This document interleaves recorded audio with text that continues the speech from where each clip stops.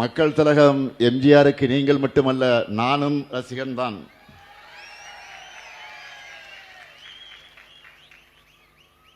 கழகம் எம்ஜிஆரை வளர்த்தது, அவரும் கழகத்தை வளர்த்தார். முத்தமிழறிஞர் கலைஞரை தலைவராக ஏற்றுக்கொண்டார். அப்படிப்பட்ட தாய் கழகத்துக்கு, தாயின் மடிக்கு நீங்கெல்லாம் திரும்பி இருக்கிறீங்க. மக்கள் திலகம் எம்ஜிஆர் அவர்கள் உருவாக்கின அதிமுக யாருக்கோ அடிமை சேவகம் செய்ய போனதுனால உரிமை குரல் எழுப்பி தாய் கழகத்திற்கு திரும்பி இருக்கீங்க. தடம் மாறாமல் திராவிட பாதையில பயணத்தை தொடரும் உங்களையெல்லாம் நான் வருக வருக வருக என்று வரவேற்கிறேன். பேரறிஞர் அண்ணாவின் பெயரை தாங்கியுள்ள இயக்கம் அவரையும் அவரது கொள்கைகளையும் மறந்து துரோகத்தினுடைய முழு உருவம் ஆனதுனால பேரறிஞர் அண்ணா தொடங்கிய இயக்கத்திற்கு நீங்கள் எல்லாம் வந்திருக்கிறீங்க. சுயமரியாதையின் கோட்டையான அண்ணா அறிவாலயத்திற்கு வந்திருக்கிறீங்க. அண்ணாவின் தம்பியாக, கலைஞரின் உடன்பிறப்பாக உங்களை எல்லாம் வருக வருக என மீண்டும் மீண்டும் வரவேற்கிறேன். நம்முடைய அருமை சகோதரர் ஓபிஎஸ் அவர்களை இந்த மேடையில் பார்க்கும்போது எனக்கு ஒரு நிகழ்ச்சி நினைவுக்கு வருது.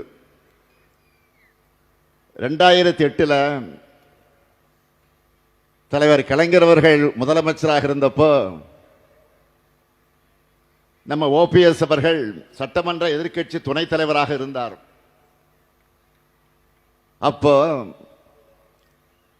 நவம்பர் 11ஆம் தேதி இலங்கை தமிழர் பிரச்சனை குறித்து சட்டமன்றத்தில் நடந்த கவன ஈர்ப்பு தீர்மானத்தின் மீதான விவாதத்தில் நம்ம ஓபிஎஸ் அவர்கள் பேசினார்கள். மறுநாள் காலையில்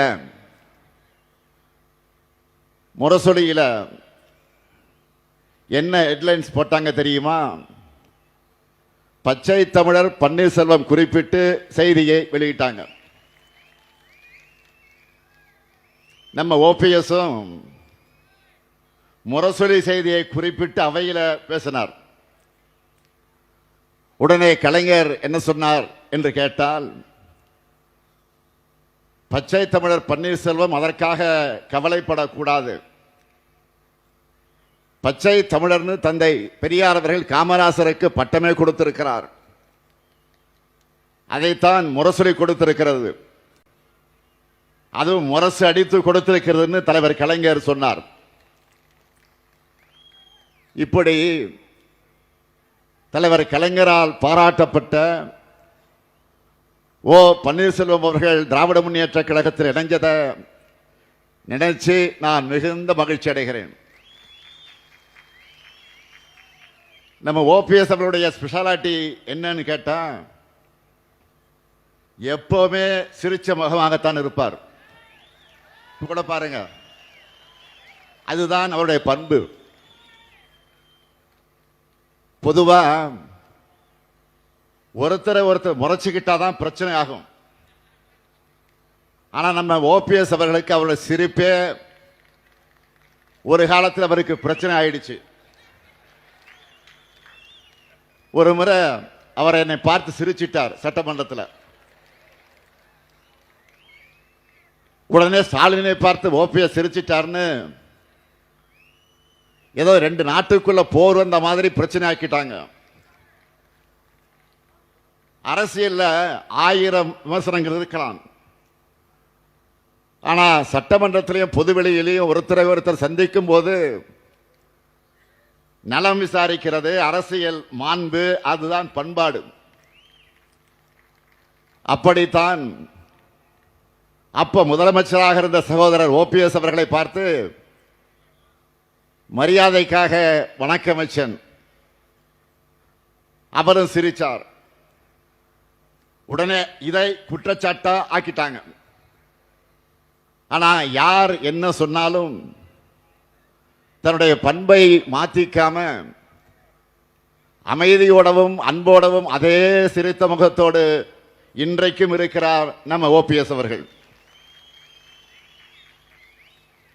அமைதியும் புன்னகை மட்டுமல்ல, ஓபிஎஸ் சொன்னா ஞாபகத்துக்கு வரக்கூடிய ஒரே சொல் விசுவாசம். மறைந்த